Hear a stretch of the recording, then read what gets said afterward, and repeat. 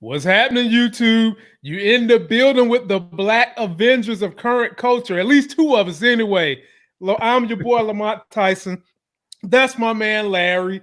And we are here to entertain you guys with pop culture, with politics, with finance, with movies and TV shows, and Marvel. Larry, my brother, how Don't forget the straight lunacy. Oh, yeah. You know, that's a given. They know when they tune in to us, it's going to be a dog and pony show. I don't know who the pony, I don't know who's supposed to be the dog, but it's going to be a lot of action and entertainment going on when we get together. Because we got so much stuff to cover, Larry, I'm going to dive right on into it to give the people a rundown of what we're covering today. I like it.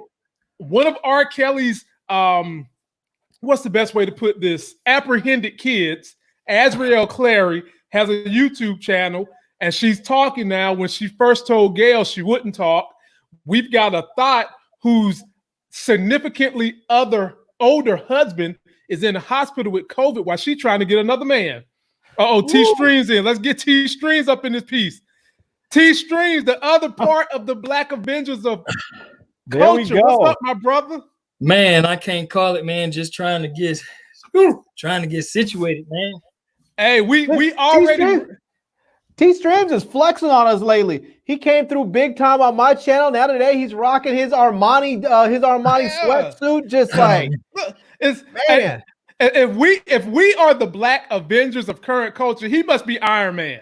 He's got to be Iron Man. I'm telling you. He's Tony Stark up in this joint. If that's not true, if I didn't know any better, I'd have swore those were T-Streams hands reaching in that girl's car. Yeah. That's why you got that sweat. Yeah. So Streams, I'm just running down for the people what we're going to cover. We're at the section now. We're going to cover a THOT who has a husband that's 30 years older than her and also the father of her kid. He's sick in the hospital with COVID while she out here trying to get her a replacement.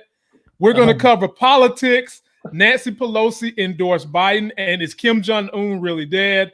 And for one of my subscribers who gave me big super chat money, he wants me to add a section about money and finance. So we're going to talk Series I bonds and how it's a hedge against inflation.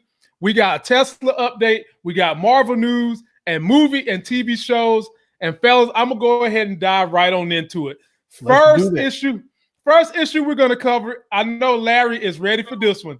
The THOT that is out here trying to get her somebody else while her man is sick. Fellas, y'all know I got a DJ now and I got footage. DJ, roll that footage. How old is your daughter? She's 9 months. So where's her father? What's going on with you guys?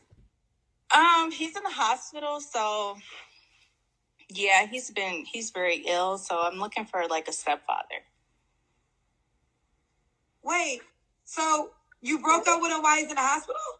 No, I didn't break up with him. Were y'all not together when he went to the hospital?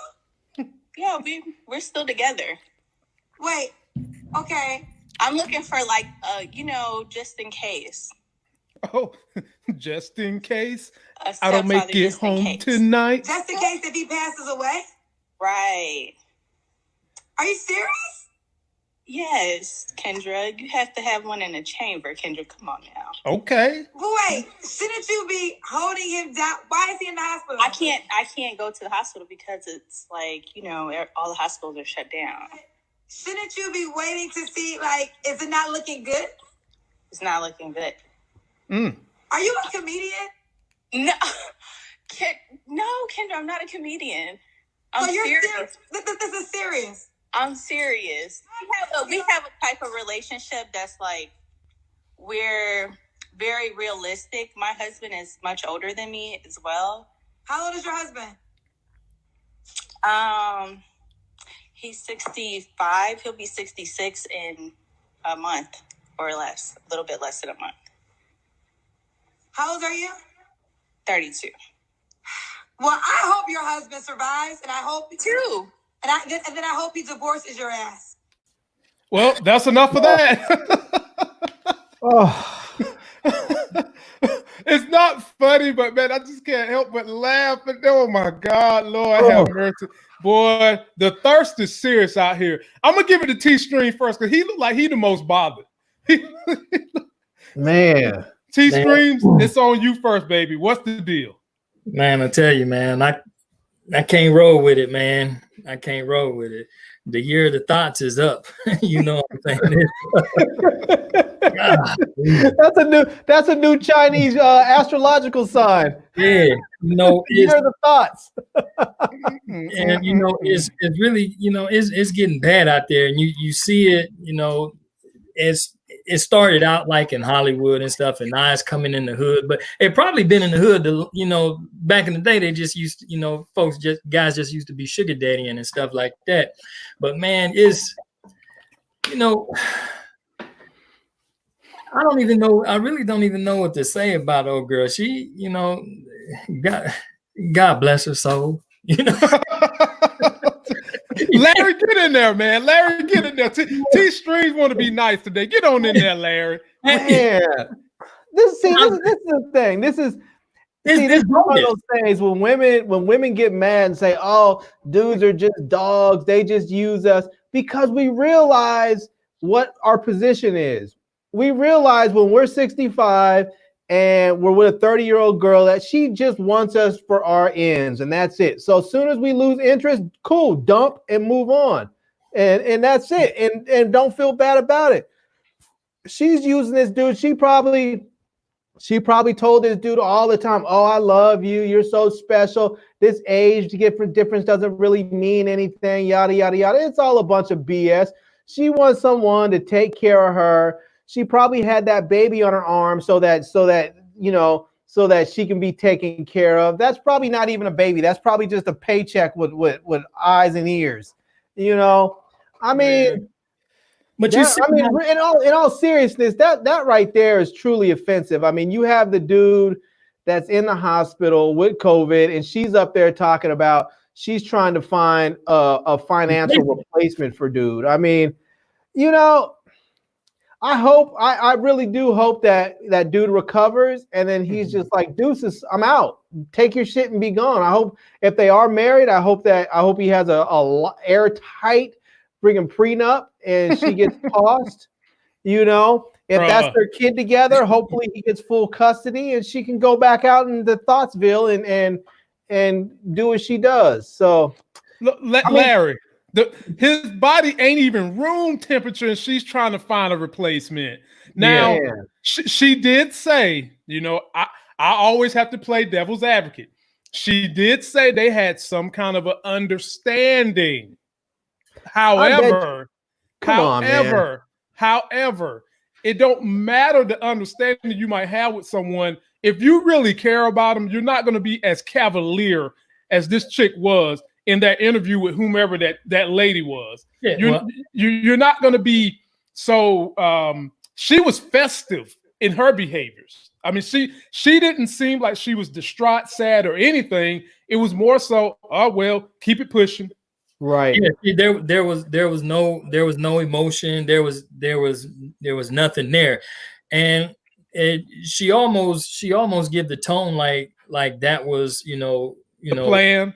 Yeah, and so like if the understanding, what kind of understanding can you have with someone that's 30 years younger than you, other than the fact that this is what this is, this is what this is. I'm here for the time being. We're not going to put 30 years into it because I'm already 30 above you. So it's just it's just a grind time thing and some ends. See, and I agree with you, T Streams. It's probably one of those things where she's talking about they have an understanding. They probably talked about it, and he probably said, "Look, I'm 60 years old. You're 30 years old. When my time comes, I want you to move on and be happy and go find someone else to love." That's a whole different thing than I'm in the hospital sick, so basically just go start looking right now. Nah, how about you wait till I'm dead and mourn a little bit, and then after your mourning period, you go find somebody else. Not just, okay, he's sick, let me just go ahead and start going and finding a new dude right now. I mean, any dude with half a lick of sense can be able, and having a conversation with this chick should be able to do the math and be like, wait a minute, this dude just died. She's already with me, which means she probably met me while he was sick. I mean, I don't know what type of dude that would want to wipe up a chick like that, but there's a lot of real thirsty dudes out there too. So I don't know. And so what it does is it actually puts some cheese on the thirst trap, because the average Joe, now that this is all out, the dude with the common sense, when he approaches her and he's made aware of this, he's not trying to be the replacement, because then if he's the replacement, then he have to look forward to his replacement. Right. And so, it's gonna always be that one person that's like, I don't give a damn, I'm just trying to cut. And they think they're going into it with this I'm gonna get the last laugh type deal on each other, and they both end up playing the fool. Right.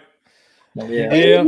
And this is, and I'll say this, I think this is a direct result of, don't get me wrong, because I know that I'm probably a few years older than you guys a little bit, but this is a direct result of some of the culture that has come up from probably like the last 10 or 15 years, where you had this whole stripper mentality thing with people like, I think it was, who was it, T-Pain that came out that song, I'm in love with a stripper. I mean, it's like this whole idea that, oh yeah, it's okay to be a thought, it's okay to be other woman, it's okay to be a stripper, it's okay to be a prostitute, it's okay to sell your body if you're trying to, if there's an ends to this mean, if you're trying to get a ends to means, whatever.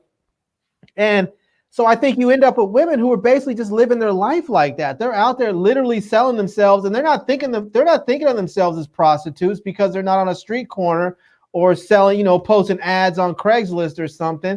But they're basically operating in the same space as a sex worker. They're just basically selling their body for sex. They have any kind of emotional attachment or anything else with the person they're with. They're simply supplying this person with sexual favor, and in exchange, this person is taking care of them financially. I would say, if both people are in for that, hey, let them do it. But to go a little deeper on what Larry said, it ain't just prostitution, sex workers. This is something that has been being taught to people since they came over here on a boat and saw Christopher Columbus. You get with a man who has security so he can take care of you, whether you love him or not. You just be the best mother to his kids, the best homemaker you can to him, and you just deal with whatever he wants you to deal with. It seems like the roles are reversing now, where women are on the tail end of this thing, getting me a rich man. They on the Anna Nicole end, where you get someone who's so damn old, he puts you on his insurance policy, and he is 3 steps away from kicking the bucket. Right. So, and I'm going to careen from this one thought to another thought. But before I do that, please go to shoplifegains.com. You'll find beautiful Michelle Obama t-shirts in there. This one comes from my boy, James B. He know who he is. Christmas colors, because my best Christmas wish this year would be Joe Biden picking Michelle Obama to be vice president. And that would be my favorite Christmas wish come true. So, fellas, let's jump to thought number 2, who is a more popular thought. You guys remember the 2 chicks that was dealing with R. Kelly, correct? Yeah. Well, in case you don't, I'm going to remind you. DJ, hit me with that. Say this without being inappropriate. Is this a 3-way relationship, or do you each have a separate relationship with him? How does this work? Well, both I'm of curious. those. Yeah, we both have our individual relationships with him, and we all are family all together. We have our moments where we sit and watch movies all together. We go to amusement parks all together. I'm not talking about Azriel going to movies and sitting watching, going to parks. I'm talking about, is it a 3-way sexual relationship? Sexually? Well, first of all, I'm not here to talk about my personal life, and I would never share with no one what I do in or outside of the bedroom. Okay. Well, you heard her back then saying she would never talk about what she does in or outside the bedroom.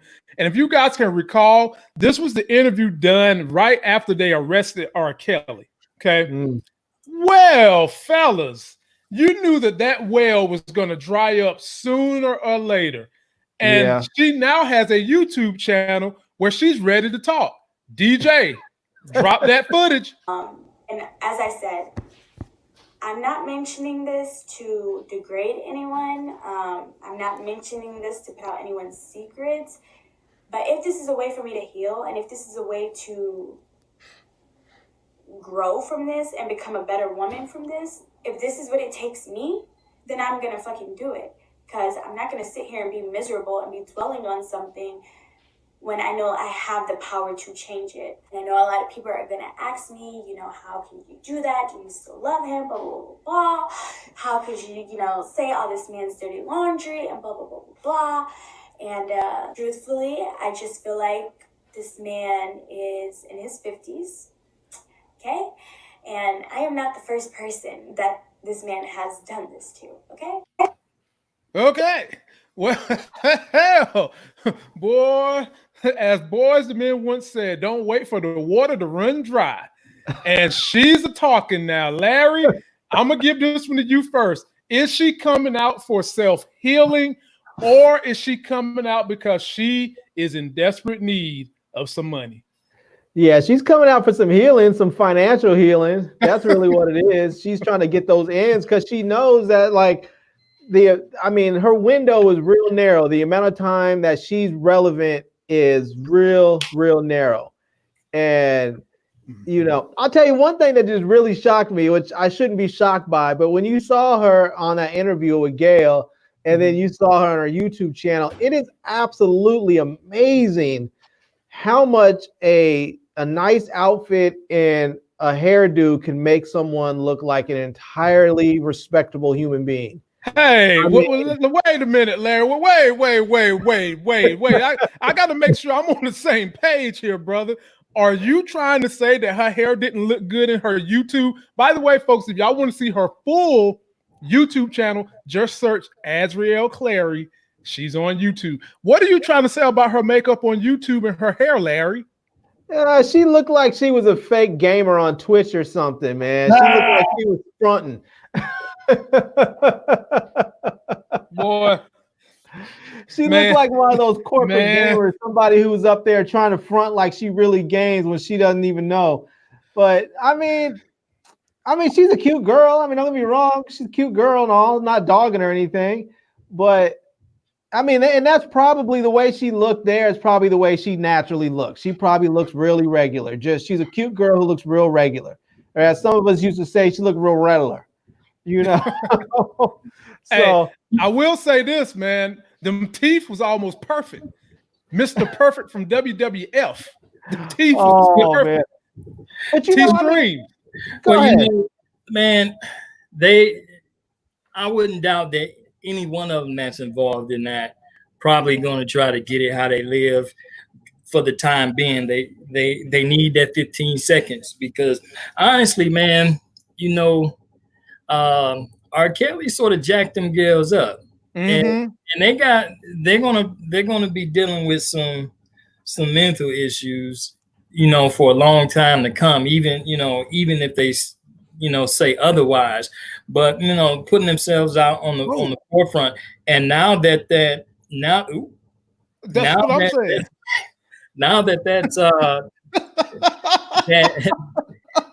money is gone, you know, I wouldn't be surprised, man, if you start seeing book deals, movie deals, all kind of crazy stuff for them to capitalize off of this, because now this out of this crime, this hurt, this pain and stuff, they have to feel like they need to get their get back.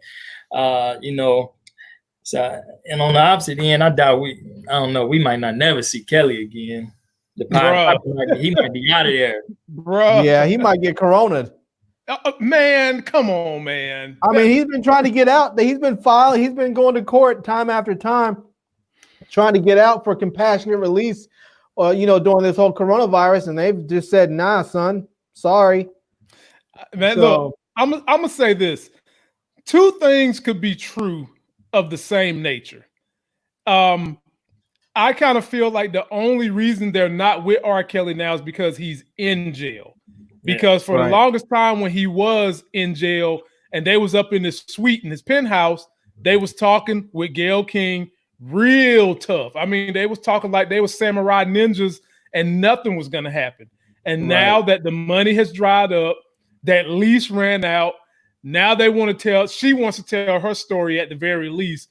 And it could be that maybe now she's looking back saying, damn, I messed up. And at the same time, she's looking at it like, okay, I messed up, but I need to get paid for the mess up I did. Right. How old is this? Are these girls? Man, for all I know, man, that chick barely looked like she passed chickenpox age.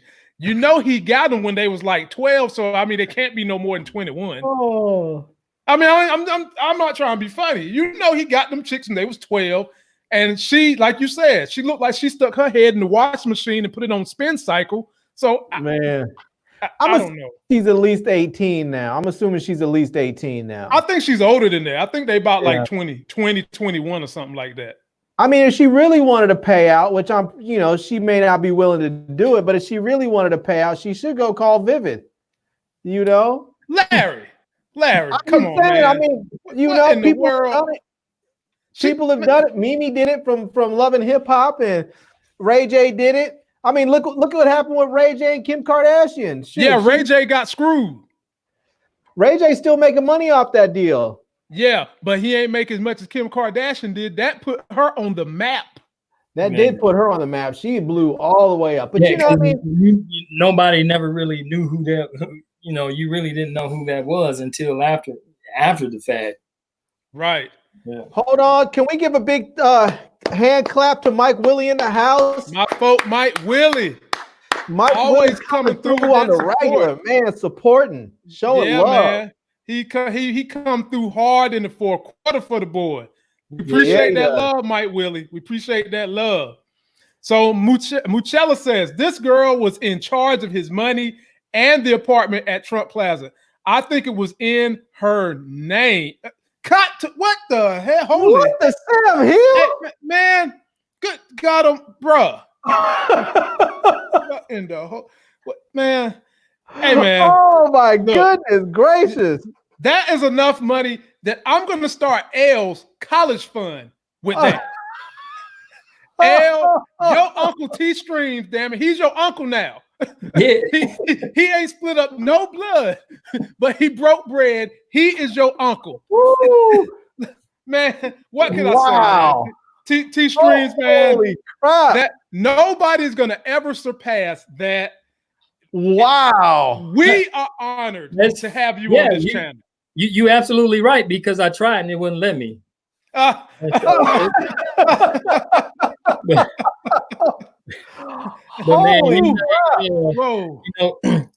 man, I had donated to Larry's page the other day, man, and then I had never really just had a when we chat, we always chopping up about movies or something else, man, and I never really just had a chance to say thank you, actually for like man, you was like the only YouTuber that gave me a shot when I first got my foot in the door, because everybody was sort of backing everybody else and I was just a little guy, you know what I'm saying? And so I just you didn't been to my crib, man. We didn't sit here and made a video on my couch. Yeah. And then I was thinking, like, I remember you had the very first video that you did, when you did a review of, of me and what I got going on, we still got a bunch of people that still, that's still been in, still been riding the gang the whole time. Oh man, that's love. That's love, man. Anybody that know me like that. Because he came up here with his wife when she had a medical conference, and we sat up in the hotel room and did a few episodes on the hotel. Anybody that know me personally know that I'm the type of person who does everything I can to network and uplift what you're doing, if it can fit in the grand scheme of the things I'm doing in life, and I just oftentimes find that there's not enough of us networking with each other to try to uplift each other. Yeah, it's not especially not in this community, man. It's a lot of exactly and stuff, man.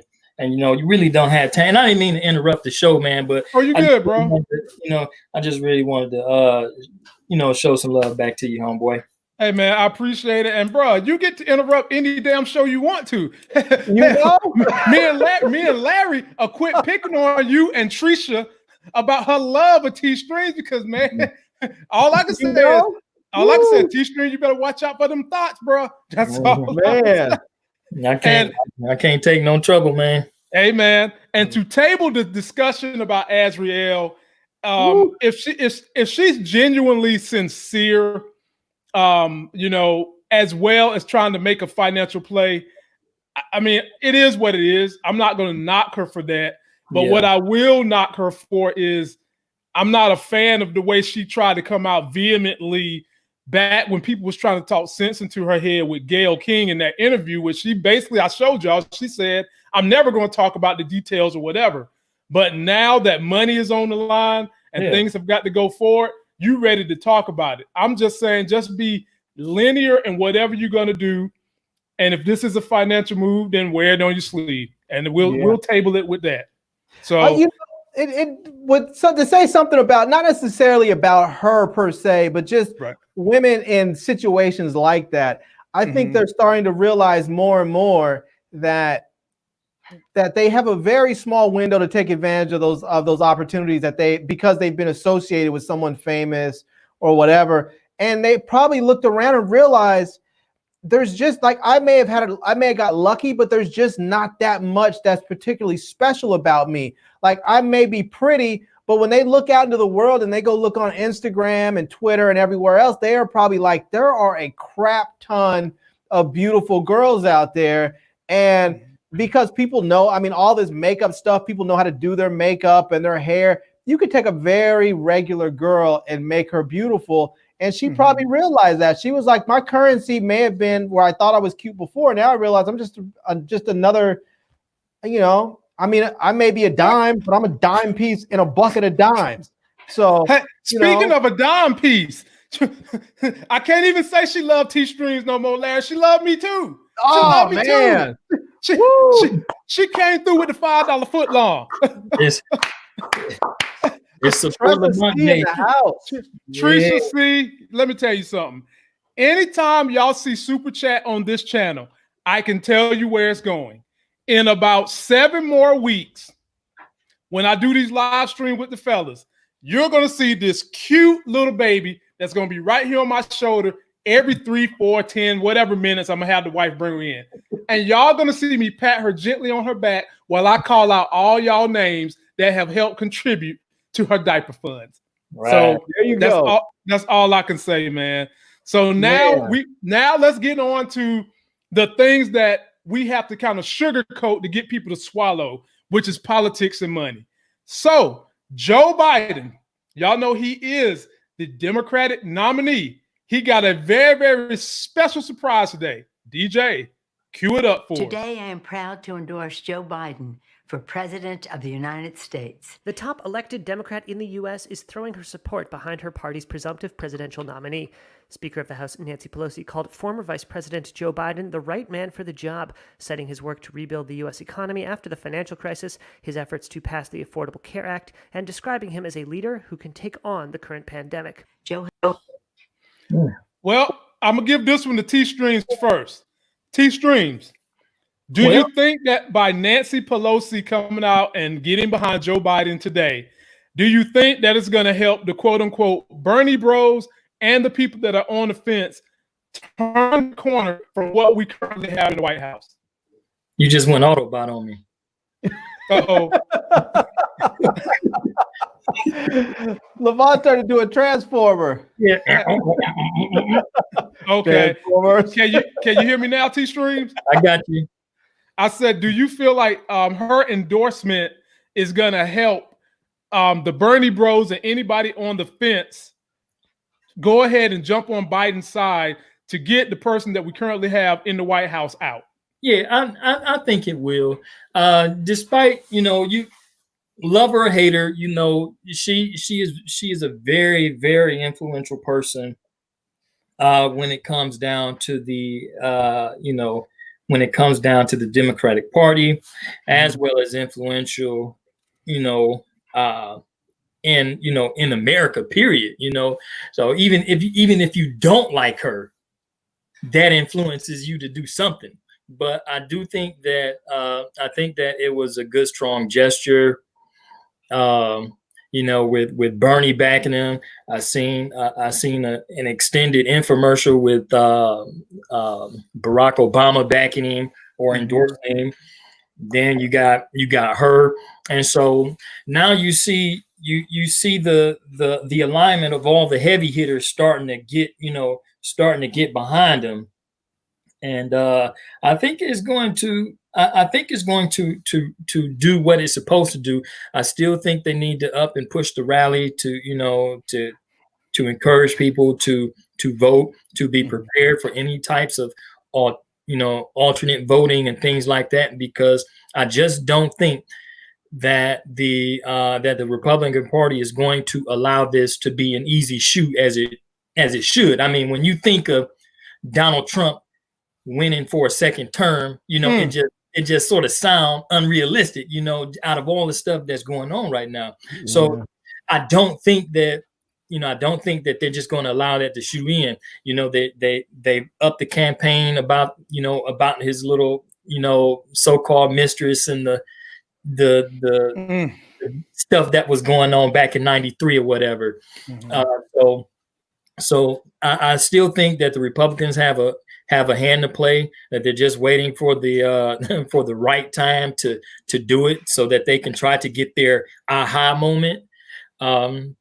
But with Nancy Pelosi, I think it was a good gesture. It's almost it is showing some type of unity behind him. Right. I do think she need to change her dentures, but you know what? Y'all dudes going to hell, man. Y'all got she make too much dang money up there in Washington, be talking like a mule, man. Hey man, it ain't the dentures. The problem is that damn wig. Oh my God! Hey, she said she's an old Catholic grandma, so you gotta cut her a little slack. Larry, as a matter of fact, we're gonna go ahead and give it to you, Larry. Does this help anyone who's on the fence about Joe Biden with her endorsement? I think it might. I'm not sure if it's gonna. I'm not sure if it's gonna help with individual voters per se. Where I think it might help is with some of the Democratic leadership, if they had not fully gotten on board to endorse Joe Biden. I think that's where it might help. Some of those people, some of the state congressmen and women, some other Congress, some of the people from the House or the Senate or governors, they may now say, yes, we are fully on board. And turn, when those people make the endorsement, it may then help people, the regular voters down the line say, okay, I think I'm going to go for Joe Biden. So it may help, but I don't think it's going to help directly. I think it's going to help more so with the leadership. And then those leaders may then help further down the line, sort of like trickle down support. Oh, Lord. I feel you. And the other political story we got for you guys in the news has been a lot about Kim Jong-un, Dennis Rodman's favorite person overseas, being dead. We haven't seen his little chubby face in about a month. That's right. Well, an interview was done today with South Korea's foreign policy administrator, Moon Jae-in, as in Moon Jae-in, like it's a damn hotel suite. He says Kim Jong-un is alive and well. You guys have nothing to fear. Yeah. Larry, okay. I'm gonna give this one to you first. Is Kim Jong-un alive and well? And he loves the camera more than Donald Trump. No, he may be alive, but he's not well. And alive is relative, because you could have a dude that's been dead for all intents and purposes for years, and they can have him on, on life support where they're pumping his blood and breathing for him and everything else. So technically he could be alive, but honestly, I don't think that he is. I think that if he was alive and well, that he would have made an appearance. They would have slapped his suit. They would have slapped his black suit on him. They would have put a bowl over his head and cut around it. And then they would have put him out there and said, look, here he is. He's alive and well. They would have had him standing next to some tank or on the hill looking over some resort or a missile or something. He would have waved for a few minutes and then he would have walked off and that would have been that. People would have been like, okay, there's a sighting. He's alive. But he's not. I mean, they're talking about they had to rush him over to China for medical treatment and his train's out there and dude's not okay. I mean, from what I was reading somewhere was I forgot which intelligence agency was saying that he's basically in a vegetative state. So damn. What it sounds to me like is that the dude had a heart attack and now he's a vegetable. He had a heart attack. It probably took a while for him. I mean, I don't know where he was when he had it. It seems like maybe it took a little while to get him some medical care. And as a consequence, he lost too much oxygen to his brain and now he's a vegetable.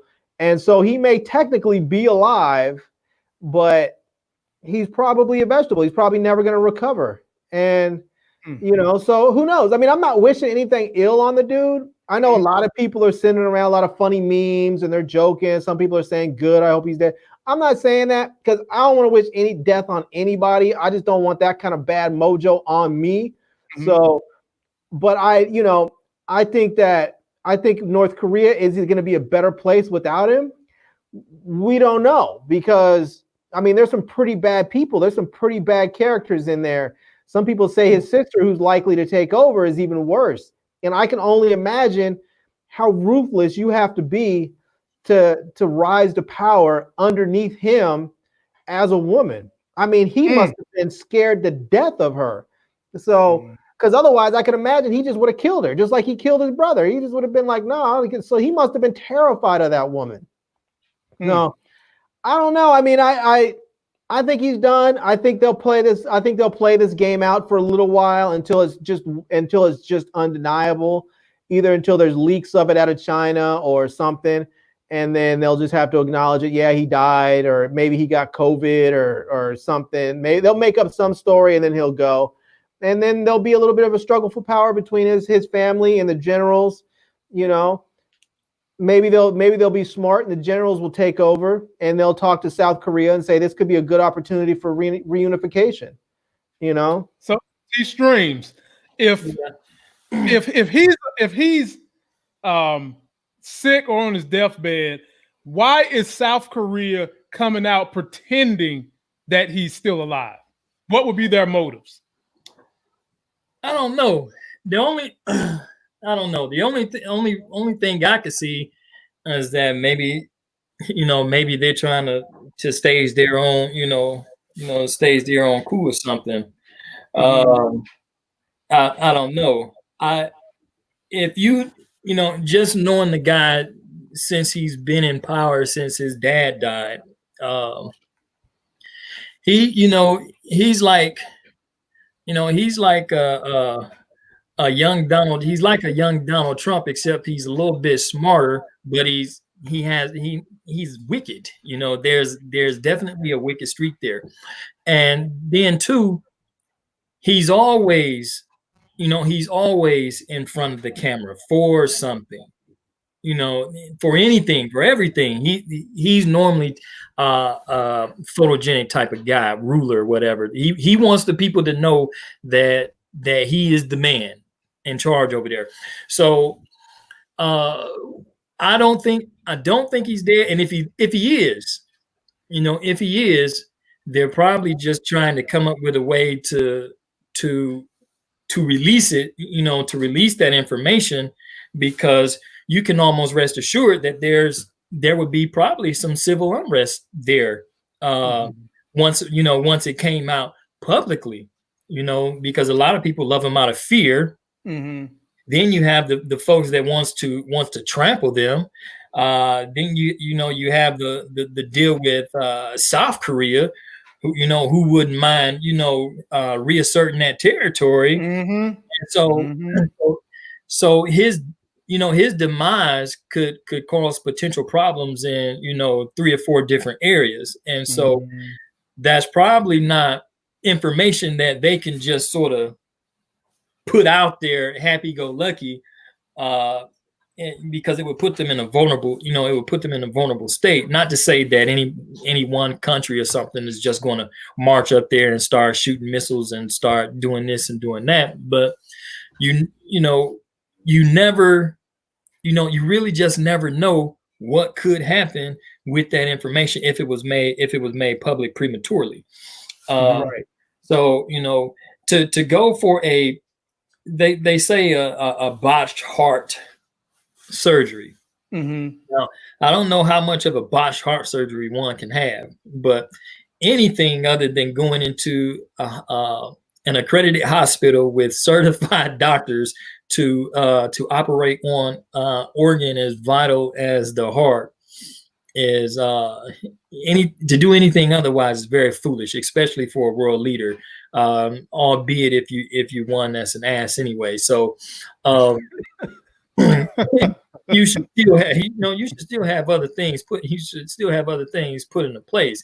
I don't think he's dead, but he's definitely I'm standing with Larry. He's definitely not well, because there's too much of this going on in the world. And if he was well, he would be in the forefront, like, nah, not over here.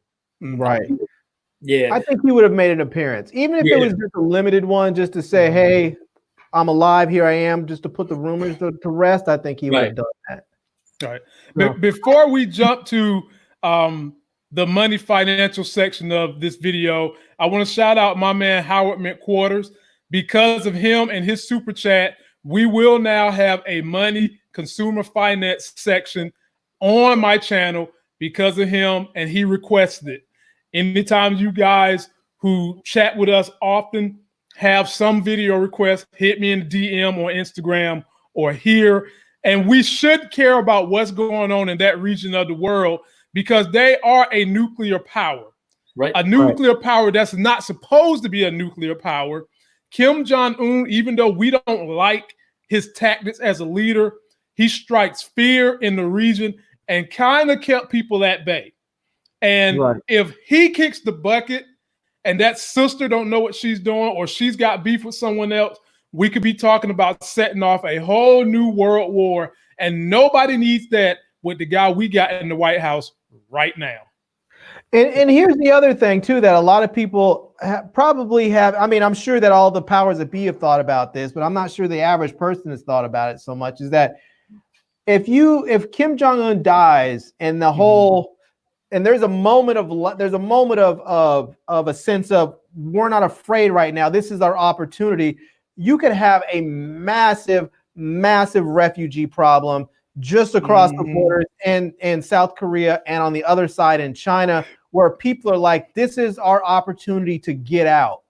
If the country's in turmoil and there's a power struggle and people are trying to figure out who's going to run this thing, a lot of people that have the opportunity to leave will get the F out. And you could literally see tens of thousands, if not hundreds of thousands of people fleeing that country. And then you're going to have a two-sided, you're going to have a refugee crisis on two different borders right in the middle of a global pandemic. I mean, it could be an absolute nightmare. And if you're South Korea, what are you going to do? South Korea has a policy similar to what we had with Cuba, whereas if you get here, we will not send you back. As long as you can find a way to get here, we'll keep you. So if you end up now all of a sudden where you have, tens of thousands or even hundreds of thousands of North Koreans fleeing across the border, and South Korea is like, we're not going to send them back. They have to find a place to put them. They have to find a way to feed them. They have to find a way to house them and all that. Then they have to make sure that they're healthy, So yeah, man. So table it on that one, ladies and gentlemen. Oh, and in case you forgot, we provide South Korea security. So when we wonder about, who cares if South Korea, just understand that could mean that the U.S. now has to send more troops to be stationed over there to provide security, because basically we are South Korea's military. For the most part. I mean, basically volunteering for them, because we ain't getting paid a whole lot for that. Jeez, man. And we're moving toward consumer and financial news you can use. Yes, the Black Avengers of current culture. We've all had our grow-ups in business, photography. I've done 20 different businesses and had some success. T-Streams has done multiple, so has Larry. So this segment is dedicated to Howard Mint Quarters going forward. First and foremost, if you didn't watch my video on the Robinhood app, download the Robinhood app, start getting you some stocks. The app is absolutely free. It's one of the easiest ways to get into American capitalism. I was posed a question last week. A lot of people are fearing that with all this money that's floating around, we're going to have inflation. And so someone asked me, well, Lamont, what's a hedge against inflation? And I said, I'll tell you one. But before I tell you, I explained to this person why me and my consumer people don't think that there's going to be a lot of inflation this time. And it was for two reasons. Number one, this crisis was not caused by a financial meltdown. It was caused by a health concern. And while we are putting more money out there, we're having the complete opposite with oil. Oil is in a deflation, meaning that people are having to pay to store oil. And when you merge those two things, most economists are thinking we might not have to deal with inflation during this period. But if you are worried about it, there's an instrument you can buy called a Series I savings bond. And if you take a look at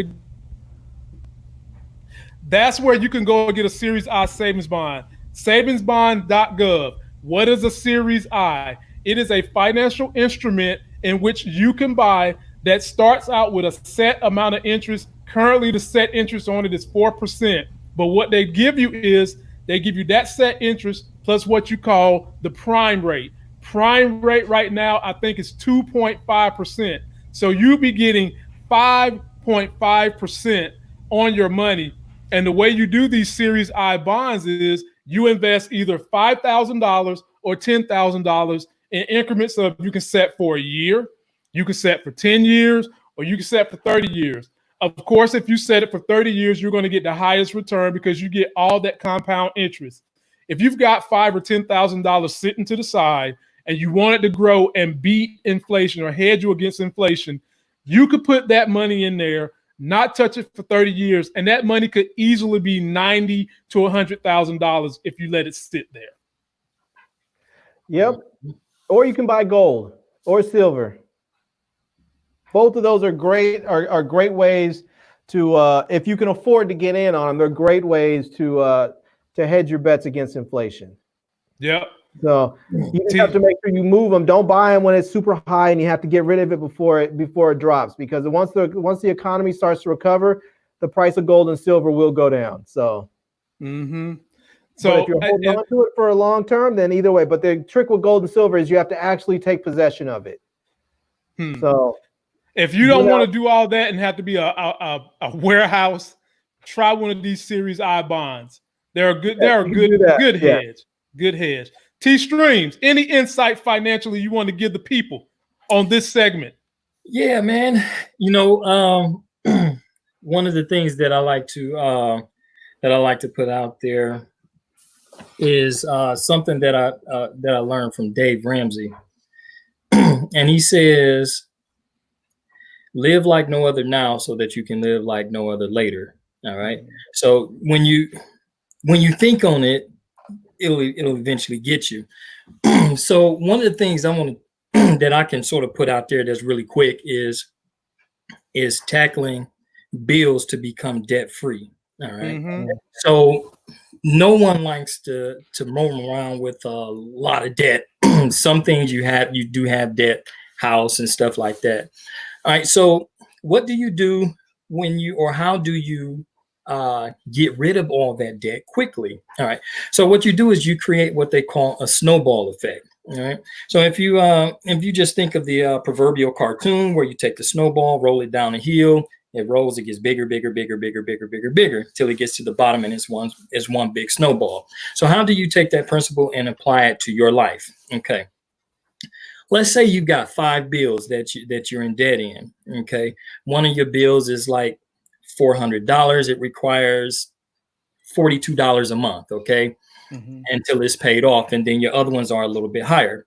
So you take your payments, you continue to make all your payments, you pay that $42 until it's done. So what we normally do is when we pay that off is we say, hey, I got $42 extra in my pocket now.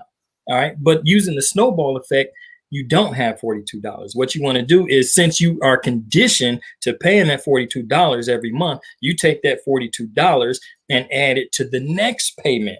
Okay. Mm-hmm. So whatever is the next smallest bill that you have after you're finished with that one, you take that payment and you put it with that one. You're not going to miss it because you just spent 12 months paying it. All right. So you're not going to miss it. So so if your next payment was $80, now it's $120 something. All right. As you continue to pay that. So now you're paying. But here's the trick. Anything that you pay extra, you send in as principal only. Okay. Mm-hmm. So what this does is knock down from the front and the back at the same time. Okay. Mm-hmm. And you can't get it no better than that. All right. So if you're paying your $80 bill on time, and then you're applying your $40 payment from the other bill to your principal only, it's pulling off the back. Now that it's pulling off the back, interest will not accrue to that $40. All right. And so it brings you closer from both the front and the back end. And you do that until that bill is paid off. And once that bill is paid off, you take that 80, that 42, you're not going to miss it, and you apply it to the next bill. All right. So you get the point that I'm trying to make. And eventually, not only do you knock down the amount of time that you have to pay on the bill, you knock down the amount that you actually pay on the bill, because now you're eliminating both interest and payment as well. So that's a good tip for you. Right. To expand a little bit more on what he's saying in terms of the housing market. If you have a house note and you're very early into paying on it, you can look up the amortization schedule for your bank. Figure out what that is. Know what your monthly payment is for just the principal part, and you can make 2 additional payments throughout the year. So in my example, we have a 30-year mortgage. We got 2017, and we make 2 additional payments a year. So instead of it being a 30-year mortgage, it knocks us down somewhere around 20 years just by making 2 additional principal payments every year. So what we're doing is essentially knocking off the interest as well as knocking off the principal, and you take years off your mortgages, and you can use some of the same concepts with a car payment. It ain't nothing like not having debt unless it's something that's an asset. So get out there and do it. And as we transition to the next subject, which is normally that's right. What was your tip, Larry? I forgot all about that. And this is just a quick bit here. And this is because this is someone who I've gotten myself in trouble with credit cards in the past. When I was in undergrad, you know, you go to school and they have their little booths out there telling you to sign up for your student Visa cards and all that. And then I eventually started paying for my tuition and my books and stuff on there when I got, when I didn't have financial aid, and got in trouble with credit cards. And I will say this: if you don't have any credit cards now, or if you want some credit cards, you want to build your credit or maintain your credit, I would recommend, instead of actually getting a credit card, you get a charge card. And when I would say a charge card, get something like an American Express card, American Express Green Card, American Express Gold Card, Platinum Card, whatever it is your credit will allow you to get, because you will be forced to pay that entire amount at the end of the month. And so what it does is, not only does it help you get conditioned to paying your bills on time every month, because, well, you have to, because it's due at the end of the month, but it also builds up your credit. And some of the cards, once you've had a card for a certain period of time, or you have a certain card like that, you can actually pay a certain amount of, like, if you say you make a charge over $100, like the card I have, if you make a charge over $100, you can select that one charge to pay over time. So if I needed to go, let's say for whatever reason my car blew up today and it needed $5,000 worth of work. Well, if I didn't want to come out of my bank account with $5,000, I can put that on my American Express card and then designate that one charge to be paid over time, whereas everything else is still paid monthly. It's still paid off in full. But what that does, it sort of helps you. It helps you pay your bills off in time, but it still gives you the convenience of having a charge card. It still gives you the protections of having a credit card, and you can still get the flex a little bit if you pull out an American Express Platinum card or Gold card. So I mean, that's nice too. But it's just one of those things. I think what people oftentimes they get in trouble with credit cards is they say, okay, well, I can pay, I'll buy this for $100, and then they pay $25 for their minimum payment or whatever, and then the next month they do the same thing. The next thing you know, their minimum payment's going up and up and up because their balance is going up and up and up, and then you owe a few $1,000s. You never have to worry about that if you're paying your balance off in full.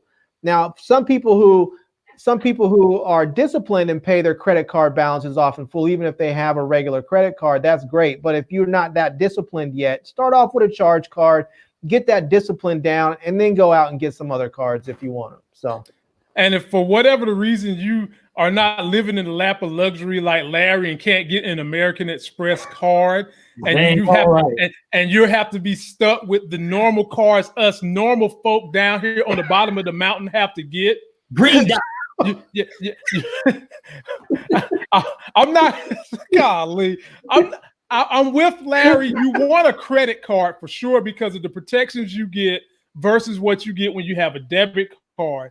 But if you can't get an American Express, who they typically force you or want you to pay your bill in full each month, whereas the other credit cards, they don't really care that they're pushing you to not pay your bill in full every month. Just go old school. Pull out a set amount of cash and pay with cash. That way you stay disciplined and work your way toward getting some decent credit cards so that you have a good credit mix.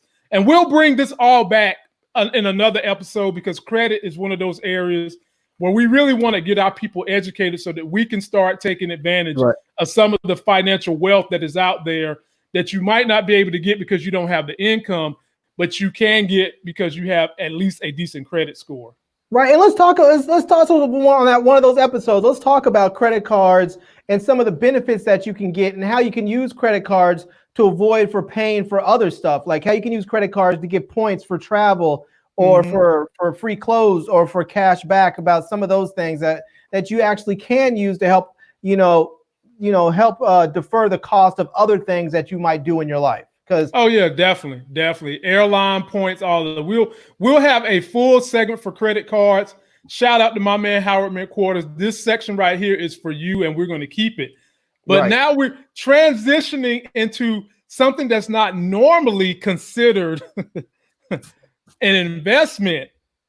We've got a Tesla update, ladies and gentlemen. Update 2020.12.6. Now, normally buying certain cars is not an investment unless it's some really, really old school car or some high dollar car like some Maserati or something. One point in time, Elon Musk came out and said the reason why Teslas are the type of vehicle that will appreciate in value is because they send over-the-air updates like what I'm mentioning that I got last night. And the other part of what makes this car appreciate in value is that they have the self-driving component that is still updating as we speak. And so if you take a look at the graphic on the screen, this is the update I got last night, where when you put the car in autopilot self-driving, it now stops at stop signs on its own. And then when it's time to go, all you got to do is tap the little stalk that you see right there behind the wheel, and it'll take off on its own for you.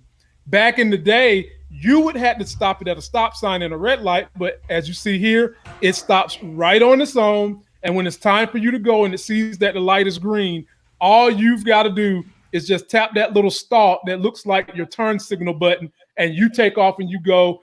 And eventually the car is supposed to be completely self-driving. So if you've got a fleet of them, you might can use them to move packages, whatever. So my question to the fellas on the panel is, fellas, why are you guys waiting? Go get a Tesla. Man. Was that footage you shot? Yeah, with your camera. With the camera Larry sent me. With the camera Larry sent me. That is impressive. Yeah. I have to look in, really look into it. Like I told you the other day, man, I just paid the charger off, and it's like nice not having no bill. I feel you. I feel you. Yeah. My wife just went out and got the brand new Camaro. Like, oh man, just went and got it. Mm. But you know, I hadn't upgraded mine yet. I'm still just, and then too right now, with us being locked in, hell, I've been on the same tank of gas since the shutdown started. Oh man, wow. So Wow. so you know, I'm really not going anywhere but to the store every couple days or something like that. But it is something that I'll look into. It intrigues, you know, the technology intrigues me. Mhm. You know, and I'm sitting while I'm watching the video, I'm saying in my head like, damn, what kind of GPS system does this thing have? And you know, how is it correlating itself with stop signs, yield signs, and all this other kind of stuff? That's what's going through my mind when I'm watching this video. And so I did tell you that I was definitely gonna look into them, you know, because you don't really see them around here. And you know, and if I did get one, it would definitely be a statement. But Well, Detroit banned the sale of Teslas in the state of Michigan. Excuse me, not Detroit. Michigan banned the sales of Teslas in the state. You have to go over to the next state to get it. And of course, you know why that is, because of Ford, GM, and their lobby. wow, yeah, that's crazy. You know, it's funny, Lamont. We talked about this a while back about getting one of these, and I floated the idea to my wife, and normally she just shoots it down like whatever. She was like, okay. It was like, what? She was completely open to it. So I've been thinking about it. I've been seriously thinking about it. That's why I rocks with your wife. She understands you hang around people of intellectual influence who critically think. That's why I rocks with your wife. I can only tell you. I'm thinking it could be a very interesting thing to have and get for us. I don't know. We'll see. You know, the self-driving thing, I think I'll tell you one thing that's really, to me, that I find really interesting about this. And I know this may seem like sort of jokey, laugh and all, but when I think about the possibilities of driver safety, when you have the people that have gotten out there and gotten in trouble and hurt and killed from drunk driving, this very well could be a way to help prevent that. I mean, if they have sensors in the car where you get in the car and the car can detect a certain amount of alcohol, you know, if you're breathing and the sensors can detect that there's alcohol in the air, it could say, hey, you know, we've detected that there's alcohol that you might have possibly have been drinking. Would you like to go into self-drive mode? And it could be a matter of someone saying, hey, you know, like they might not be thinking like this. Somebody might be up there saying, oh, well, you know, I don't need to have anybody drive me home. I'm good, blah, blah, blah. But once they get in the car and they're all alone, if their car is like, look, yeah, we think you might be drunk. Would you like to drive? Would you like us to drive you home? That could be a game changer for people. That could be a serious game changer if you get in the car and you just sit back and let the thing take you home. Yeah, you might want to check and see if there's any patent on that idea, man. You might want to secure that. Look, I can tell you right now, Tesla was in a fight with Ford or one of them, and they won dealing with this self-driving technology because they're trying to pass this model down to other people, to other industries to use. So that's why they've been pioneering it. And every time they add something new, the autopilot self-driving mode goes up. When I bought mine, it was $3,000. That was the cost to get your car with the self-driving. Now it's $8,000. Wow. And I got the car in September. So like Elon said, that's an asset that's going to keep going up. So now I'm curious. Is these software updates, and are these things that live with the vehicle, or are these things that live with the owner? Vehicle. Okay. So when you go get a new Tesla, you got to get this stuff all over again. Okay, that's what I wanted to know, because you know I was wondering if, like, what happens if you decide you're going to upgrade from whatever model you have to a newer car, and then you decide, well, I don't want to pay the $8,000 for the self-driving. I'm just going to take that software and move it from my old car to my new one. If that's the way it worked or something. Oh, so, okay. Hell no. And Larry's seen the video I got T-Streams where you can literally control the car without being in it from the app. So like if it's raining and I'm at the grocery store or whatever, and I don't want to go out and get the car, I can hit a button, the car will come to me. Yeah, you don't need valet anymore. You don't need valet. You can park your car. You can park your car around the corner and just come out in front of the club, hit the homing beacon. That thing will just come pick you up. Look, this will help you get it with the wife. My wife loves how I'm a gentleman and I always get the car to come pick her up and let her get in first. She loves that. Yeah, I bet. So now we're going to get to the section that everybody loves on this channel. The movies and TV shows, what's going on with that? What did we watch this weekend? And as we jump into that, let me give you guys the latest and greatest in Marvel news. So we've got Spider-Man 3 and Doctor Strange 2. Larry's already heard this. Both movies have been moved back.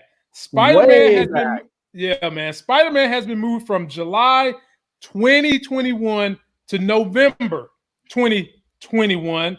Doctor Strange has been moved from November 2021 to March 2022. But these are the rumors swirling around both movies. So Spider-Man 3 is set to have a lawyer in the movie. And a lot are speculating that this introduction of a lawyer is going to be who's a lawyer in the Marvel universe? Daredevil. They're speculating Daredevil is going to also be in this movie. And it'd be the perfect time because who is the villain to not only Daredevil, but at times Spider-Man? The Kingpin. So, fellas, how would you feel about seeing Daredevil teaming up with Spider-Man going after Kingpin and the Sinister Six? I think it would be okay. I think they can wing it pretty decent. Mm-hmm. And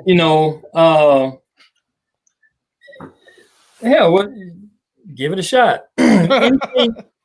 anything that's gonna, if they're gonna do it in the Spider-Man movie, they have to do it right, because for some reason, man, I don't know, it don't seem like the Spider-Man movie's just been having all that much luck. Every movie.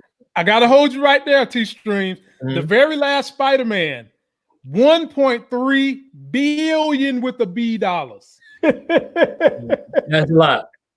Yeah, man. The very last one. So this new Spider-Man they've been using, he's been a fan hit. Tom Holland. He's been a hit. He's been pretty good. I'm not mad. He's pretty good. Yeah, he's like the third one, fourth one. Yeah. He's the third one. Yeah. They had Andrew Garfield and they had Tobey Maguire. Right. Yeah. Larry, what you think about the introduction of Daredevil into Spider-Man 3? Man, as long as they do his character better, more justice than they did on the Daredevil movie, because I thought the Daredevil movie was garbage. It was garbage. I hated that movie. I was so disappointed. I mean, the Daredevil movie was disappointing. Elektra in there was disappointing. I mean, I think the Daredevil series was better than the Daredevil series was much better than the movie. Right. But I'll tell you, I'm okay with them bringing in Daredevil if it means that they will eventually bring in Luke Cage and Jessica Jones. Oh boy, look at him. I'm not worried about them bringing in the Punisher, because I eventually think he's going to get his own movie again. He's had his own movies in the past. I think he'll get his own movies again. But if they'll bring in Jessica Jones and Luke Cage into that would be very, very cool. Because they never really bring the neighborhood crew into the major movies, so it'd be nice to see them. Well, now that Marvel has got their shows that are going to be on Disney Plus, and they have their movie universe, and they've got all the characters, they are trying to do more of that. And in Doctor Strange news, to coincide with someone possibly coming in to the MCU, y'all know Sam Raimi is directing Doctor Strange 2. He did the Spider-Man 2 that everybody liked. and Doctor Strange 2 Into the Multiverse is kind of exploring more of a grim, darker, kind of the magical realm of the Marvel comics. Keanu Reeves was called in to do something in Phase 4 with Marvel. Now, here is the rumors about who he's going to play. The rumor is he could possibly be making an appearance in Doctor Strange 2 as guess who? The Ghost Rider. What? I could see that though. I could see that, maybe. That could be fun. And they're also going to throw in an Easter egg about Mahershala Ali's Blade into that same Doctor Strange universe, because with him doing the multiverse of darkness, this is all those evil characters that are kind of on the scary side. You've got the guy that controls your dreams, kind of like Freddy Krueger. You've got Surtur. You've got all these dark characters that they can take advantage of. And this is just an introduction for people like Ghost Rider and Blade. T-Streams, are you excited to see possibly a Ghost Rider, a Johnny Blaze, and a Blade all in the same universe? I think it would be very, very interesting, especially seeing who comes out as the top dog, right? And then too, seeing that to revisit some of those characters that everybody familiar with, that sort of left things opened in the past. You want to see some closure to them roles, because in the comic books and the cartoons, man, them were like some real like badass roles, and then to make it to the big screen just to flop, you like so yeah. So to bring that dynamic into it, I think it would definitely be great, and I'd give it 2 thumbs up. Especially if they can pull it off. While Marvel has the momentum, okay, they definitely have momentum with their films, with their theatrical releases. I think this would be a good time to go ahead and pull that stuff together. I'm sure while everybody's at home, their writers is just going off the chart, just drafting ideas. They thinking how they gonna recover some of this money, and bringing some of this stuff around is definitely some things that's going to get people out of their seats, out of their homes, back into the movie theaters. So I think it would definitely be I definitely think it would be a good plus. But they got to work it right. They can't do it, in the past with, like bogus looking CGI and all this other kind of stuff. If you're going to do it, you got to come correct. Yeah. Well, y'all know I have total faith in Marvel. This new phase of Marvel, I've got total faith in them. I'm a little worried if any of these rumors about Black Panther is true, but hey, we'll see, because once we can get past this corona, they're going to need to put some butts in some seats. And I'll tell you one thing I feel like they really need to do, which they haven't done much, either on the Marvel side or the DC side. They've done it a little bit on the DC side, but not really. They really need to start telling these backstories of the villains, because otherwise you have these villains that are out there. They're bad guys. They tell the backstory of the heroes, and then they're just sort of beating up these bad guys, but you don't really get an idea of why these bad guys are bad and why they're so demented or how they got to be so powerful. It's hard to understand all that if you don't understand the backstory of them, and they really need to start telling those stories. And they did it with the Joker, obviously, on the DC side. They did it a little bit, but not really. They didn't do it well, but they did it a little bit in Birds of Prey with Harley Quinn. But they really need to do some more of that. They on both sides, on both DC and Marvel, they need to tell that backstory, because some of the villains, they don't need to dispatch them every movie. It's not like they say, okay, this is the movie where we're going to dispatch Bane, or this is the movie where we're going to dispatch whoever else. They could bring some of those villains back time and time again, because they did. Those villains were there for years in some of those stories, and their backstory, the reason for them being the way they are is just as important as the reason why some of the superheroes are the way they are. Yeah, And a superhero is only as good as his villain is. right. And so, if you just beating up a bunch of puny guys, then so don't nobody really want to see that.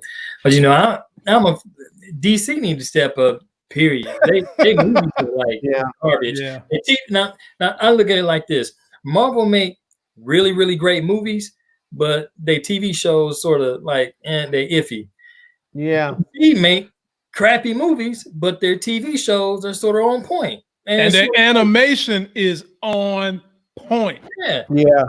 They need to sort of restructure some things and get some things right. Because if you can get it right on the small screen, I'm sure you can on the big screen. Or at least you would think you can get it right on the big screen. And Larry, I completely agree with you.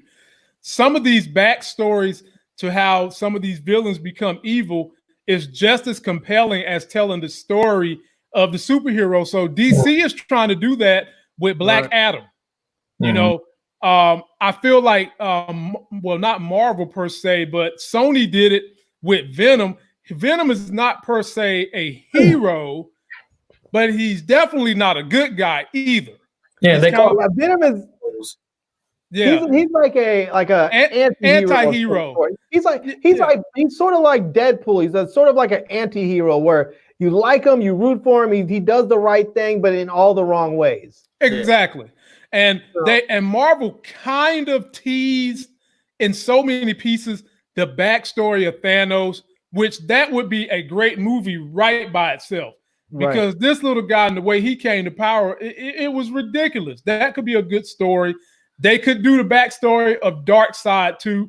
So let's just hope that we're going to be going in a direction where we can get some of those backstories, because you could literally make a good superhero movie every 3 months with the way Marvel has done it, and with them now having all these characters. Some of us geeks are a little worried that now that Marvel has all the properties, it's going to cut down on the amount of movies we see. But at the same time, we're hoping that if they do that, it's sacrificed for the good of great content. Right. But just look at with just a little bit of backstory they gave us with Killmonger and Black Panther, and look at how much it enabled the audience to really help understand him and empathize with him, and it really caused a lot of I don't want to say confusion, but conflict within the viewers, the audience, because how do you really hate and root against somebody that you understand their plight? It makes it that much more difficult. And just within the Black community watching that, and people listening to these conversations where people say, well, he was a good guy, no, he was a bad guy. And you don't get that when you watch, Batman. The Joker's a bad guy. I mean, they tried to do it somewhat this time, and I think some of those white boys out there that were feeling all disenfranchised, they may be feeling some of that now, like we felt with Killmonger and Black Panther. They're like, well, maybe the Joker's not that bad of a guy. They feel that way about Donald Trump. They feel that way about Donald Trump, Larry. That's their hero. Right. Talking about they feel that's their hero. Yeah, so, he does have crazy hair and paints his face, so maybe he is the Joker. All right, fellas. Now we're to the last segment. Movies and TV shows that you guys watched this weekend that was good. Which one of you gentlemen would like to start with this first, or do you want me to go ahead and go all in? Because y'all know I watched The Last Dance Part 3 and 4, and man, got to be more careful. Oh, man, I'm on that tonight. That damn Dennis Rodman. Lord have mercy. That's my man. I love me some D-Rod. Dennis. Man. So without spoiling it for Larry, I watched The Last Dance Parts 3 and Parts 4. Parts 3 is on the role that Dennis Rodman played in helping win championships. From Dennis Rodman leaving the Bad Boy Pistons, trying to beat up Scottie Pippen, intimidate Scottie Pippen, belittle Scottie Pippen, to the Detroit Pistons getting broke up because they got their asses beat up and they got disbanded by the Bulls. They left the court, did not want to shake hands. Yes, T-Streams, I know these are your guys. Don't be so hard on us, man. Look, man, look. Michael Jordan to this day still hates Isaiah Thomas because y'all left off the court and didn't shake the Bulls' hand when they whipped that ass. But I will defend Isaiah in this way. Larry Bird and that crew, Robert Parrish and the crew, done the same thing to Zeke. Ain't nobody had nothing to say. But now that it was a problem for Michael Jordan, who was the face of the league, everybody want to say you're disrespectful, blah, blah, blah. But long story short, Dennis Rodman left Detroit, went to San Antonio for a little while, was wigging out. Y'all know Dennis Rodman is 4 cookies short of a full picnic. They invite him to come to the Bulls. He gets to the Bulls, and when he gets to the Bulls, he's doing his job, but then he started wigging out. My man said he needed a vacation in the middle of the season. What coach gives any player a vacation in the middle of the season? It got so bad. That super zen, like Phil. Phil was super zen. He was like, I'm going to keep my players I'm going to give them exactly what they need to do the job they need to do. Phil Jackson called Michael Jordan. He was like, hey, Mike, this dude said he need a damn vacation in the middle. And Michael Jordan said, Phil, if you let him go, we ain't coming back. And anyway, he left. He came back, but Michael Jordan had to go find him. And when Michael Jordan went to look for him in the suite downtown Chicago, guess who answered the door? Carmen Electra. Yeah. And so, Larry, I'll leave it there on that one. And part 4 was all about Phil Jackson's rise to power as the coach, snaking Doug Collins, making friends with the GM, instituting a triangle, forcing Michael Jordan to share the basketball, even though he really didn't, and leading this team to a championship using the triangle. They beat up on Magic Johnson's Lakers. I enjoyed part 3. I enjoyed part 4. If you haven't seen it, people, that's my pick of the weekend, my pick for the week. Go watch The Last Dance, 3 and 4. It'll do you right. Yeah, I'm looking forward to seeing that. I was told back in the day that one of the reasons why Jordan, because they said Jordan used to run that team, and they said that one of the reasons why he let Dennis Rodman do the crazy things he did was because Dennis Rodman was the only one that had a work ethic that was equal to or even surpassed Michael Jordan's. They said that dude was a workout fiend. And Michael Jordan highlights that in the series. Like Dennis Rodman, he only had one speed, and that was 100 miles an hour at anything he did. Right. So, Carmen Electra tell you anything he did, it was 100 miles an hour. He also dated Madonna too, which I didn't know. I remember that. Yeah. They said that Rodman, I don't know about in this documentary, but back in the day when I was a sports photographer, they said that because he came to the Lakers right after I stopped shooting the Lakers, but they said that he would go play his minutes, and then at halftime when everybody was in the locker room doing their thing, he would hop on the exercise bike in the locker room and ride. And then after the games, he would go back in there and he would ride for like another hour after the game. They were like, this dude's cardio was insane. Hey man, what my man say? Cocaine's a hell of a drug. And when you take some of that, it speeds up everything. You're going to be going 100 miles an hour. So, yeah, and I don't think they were testing for cocaine back then. They ain't testing now. T Streams, what you see this weekend that the people should know about? Man, I'm gonna tell you, I did sit there and rewatch some of the containment shows. I checked out the Beastie Boys. I really enjoyed that.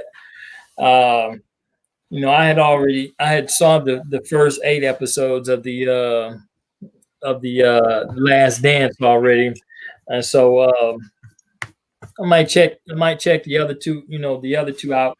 But the one thing that really had me going, and it was just like really just vain humor, if you're into the Impractical Jokers, the Impractical Jokers movie, and so you might want to check that out if you enjoy the show. It's nothing but like clicks and giggles and stuff like that. So if you're down, depressed, and really need some laughs on, wondering how in the hell some of these guys get away with some of the stuff that they do, then that would be that's a good fun film to watch for the evening. Larry, what you got for the people? So there's two TV shows that I've been watching. One of them I've been watching on the regular for years, which is Vice. So I don't know if any of you watch Vice. It's a documentary show. You watch it? Yeah. So, yeah, it used to come on HBO, and then it was off for like a season, and it's back again now, and it's on Showtime. So if you're bootlegging it, just get it wherever you get it. If you're looking for it on TV, it's going to be on Showtime instead of HBO now. But it's really, really fantastic because they talk about things that are important and are interesting, but they don't always make the regular news. And so they really do some fantastic pieces. Now, they're short pieces. They're usually only about 15, 20 minutes. Sometimes they'll do like a whole episode. So maybe one piece will be 30 minutes. And some people have been turned off by that, saying, oh, they're just little short snippets. I need something more in depth. But that's not really what their documentaries are designed for. The documentaries are designed to touch on these subjects, introduce you to the subject, and then make you want to go out and find out more about it. So, for instance, this past week, there's a brother, I can't remember his name, this black dude that's a reporter on there, but he did a segment on heirs property ownership, and he talked about how there's these that there's a lot of black folks across the country who have had their land stolen from them over the years, and it's happening again right now in a lot of places like in Georgia and South Carolina, especially in places like Hilton Head where they've been developing all these resort areas. But what they'll do is, well, I guess and Lamont, you know about this. I don't really know so much about heirs property. So basically what happens is like a black family or any family really may buy a piece of property at one point. So let's say 100 years ago, somebody bought a piece of property and they didn't have a will. And so that property gets left to their heirs. Now, if they have 2 kids, then half of it goes to each kid. And then after that, when those heirs die, it gets split up amongst their heirs, and then so on and so on and so on. So you might have a piece of property that has 20 or 30 or 40 or 200 heirs, and if somebody decides they want to sell their piece of the pie, that person who bought that piece of the pie can then force the sale of the property as a whole. And so there are parcels of land that people have tried to hold on to. And then one heir will sell off, and then this person will come in and buy it, and then they'll force everyone to have to sell it, and they can get it at a steal. And then they'll turn around. They may end up buying the whole piece of property, a couple hundred acres or something, maybe for $10,000 or $15,000, and they'll turn around and have it developed and and make $200, $300, $400 million off of it. So, but it's a very interesting segment this week. It's on Vice. Check it out if you get a chance.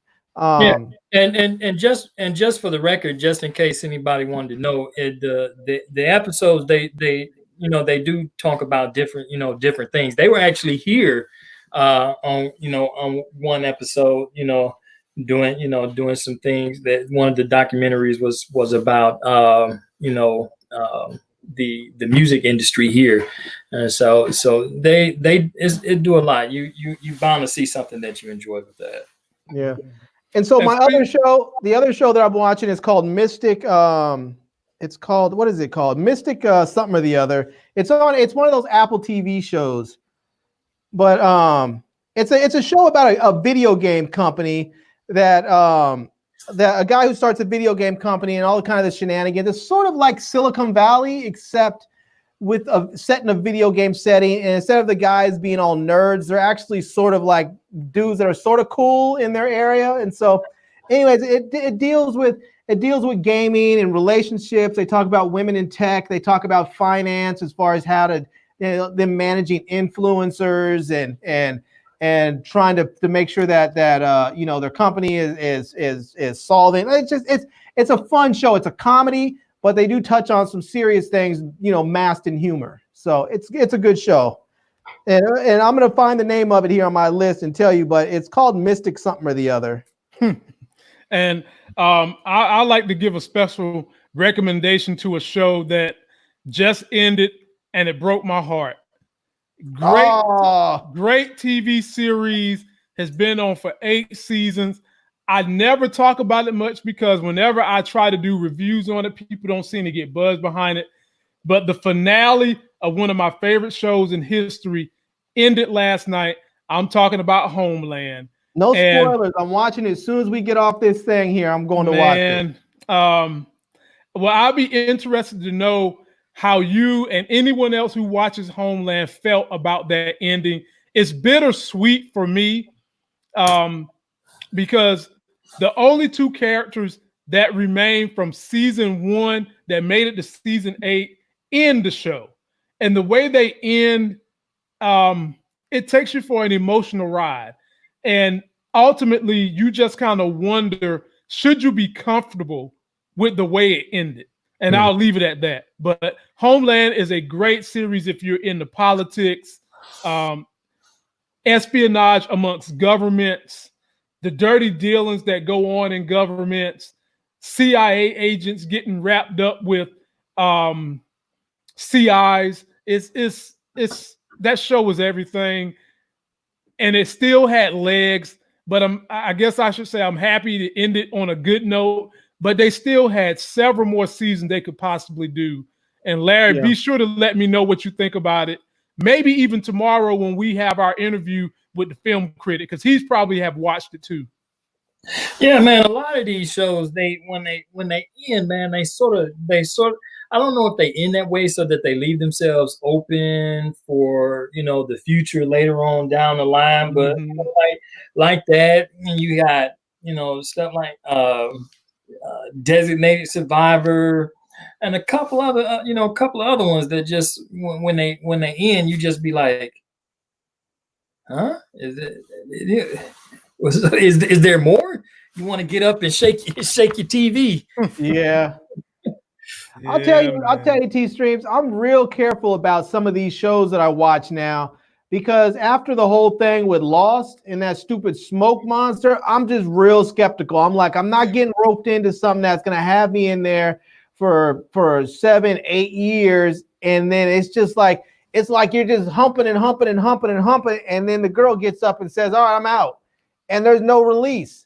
I mean, it's just like I'm not going through that again. It's just like, look, Larry, you're gonna feel the release, but the release initially is gonna feel painful from Homeland. It's gonna feel painful. Oh, I can't hear anymore. La la la la la la la la la la la la. However, when you think about it, the visceral moment, you might feel pain, but when you actually take a step back and think about it, it's gonna subside. And I can't wait to hear what you got to say. Tomorrow. No more. I'll talk about tomorrow. Okay. Fellas, I think I've held us up here long enough. We've covered a whole lot of stuff. We've given the people a whole lot to think about. I want you fellas to give everybody a last word. Start with you, Larry. All right. So the show, just one thing, the show that I was talking about is called Mythic Quest, and it's on the Apple TV app. And for those of you who don't know, the Apple TV Plus service is available for free right now, so you don't have to pay for it. You can go and watch all of their content. In fact, you can actually watch the Epic's content on their app as well. So even if you don't have an Apple TV or an iPhone, you can watch it on your smart TVs. They have it on Roku. They even have it on some Amazon Fire Sticks. So you can get it in various places. They don't have it, I don't believe, on Android TVs or Android phones, but you can watch it on the web on Android devices. So even if you don't have the app, you can go to their website and get it. So yeah, there's that. My last words are this: as we move forward through this pandemic, even if you live in a state where your governor says they are opening things back up, please be smart about things. Realize that these people are not at all concerned with your life and your welfare. What they are concerned about is getting businesses back open so that their donors can continue to be happy with them. They're concerned about generating tax revenue. They are not worried about if you live or die. So please don't go out there and say, all right, everything, my governor said it's cool to go back outside, and then you go out there and start running around doing what you used to do and find yourself dead. Don't find yourself bringing something home to your grandma and then you find granny or grandpa dead. So just please listen to the doctors. Don't listen to the politicians, and continue to live your life in a safe manner. Yeah. T Streams, ball in your court, baby. Well, he stole my thunder because I was sort of thinking the same. You know, I was sort of thinking the same thing. You know, they have, you know, they hadn't opened up here, but you can't tell by the way everybody acting. And you know, they open in other states, and then folks around here get to cutting up. But some good last words again. Use common sense when you're out there. It's best to be safe than sorry, because the consequences is very, very heavy. And on the side note, if you can keep anything that I shared with you today, live like no other today so that you can live like no other later. All right. So sometimes you have to make the sacrifices. Right now, you have to, you know, you may have to pay them extra bills and go without for a little while. You know, you may have to save an extra, you know, extra few dollars just so you can have something later. But trust me, adopting that mindset will benefit you in the long run. And it's a statement that holds true, because in the end, when freedom is actually your way and you can be free, then everybody else will have to look back at you and wonder what was it that you were doing that got you at this point where you are. And it's because you made the sacrifices in the beginning. You know, you took the time to make the sacrifices in the beginning so that you can be well off in the end. And Lamont, before you say your piece, can we just get one more hand clap for the reigning king of the super chats? You know, right there, T Streams in the house, the reigning king of the super chats. I had to hit my feet stand. Hey man, look, Larry. Man, if I had a tiara, I would give one to you. Larry, he gave such a huge super chat. He didn't even ask me to show him my Iron Man draws. That's a good brother. Damn right, brother. That's a good brother all day. Man, we're gonna have to have you bring your. We're gonna have to have you bring that helmet your boy gave you. Your my Power Rangers helmet. Your Power my Green Rangers helmet. Anytime somebody super chats, we're gonna have to have you put that on for a minute. Hey, it's sitting right here, and the next show, it could be tomorrow when we interview the Black Film Critic. It can be Wednesday when all of us Black Avengers come back together. Anybody who super chat more than $10, I'm putting on the Green Ranger helmet in front of all you guys. You have to show it to him. All right, give me a second. Let me grab it. Man, and he wears that's gonna be comedy. Oh, there it is. There it is. That looked like it's authentic. I know, right? I think it is authentic. Yeah. Hey, man, I'm serious with this thing, man. And in closing, to get the fellas out of here, T Streams and Larry both hit on some points of what made me create this channel.